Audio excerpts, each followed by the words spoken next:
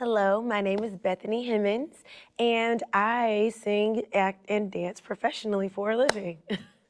I can remember one of the formative things in my youth was growing up and being able to witness Brandy as Cinderella and Whitney Houston as the fairy godmother. Like, we all hear about Cinderella growing up. We're like, oh yeah, evil stepsisters and the evil stepmother, and there's a prince and the prince rescues her.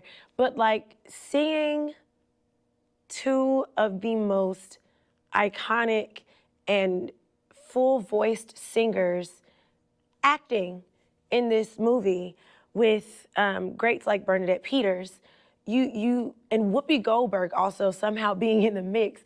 It's just a modge-podge of people, and seeing Brandy as somebody as important as Cinderella, it was like, oh, yeah, that's normal.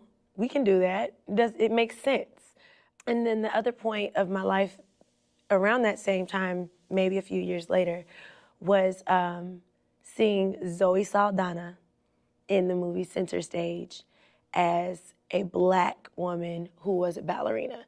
I think that was probably the first time that I saw the imagery of a Black woman being a ballerina. And that was very important for me because I was in ballet at the time and I was the only Black girl in my studio. And so growing up and seeing this Black woman in a movie where she's got all the lines and she just had this, I'm here and I'm not going to diminish myself for anybody else type of attitude about her, I said, oh, this is cool. It's so cool. So I guess now one of my biggest things of performing is I do this not just for me. Obviously, I do this for me because I love it and I enjoy it. And who doesn't want to be able to turn their hobby into their career?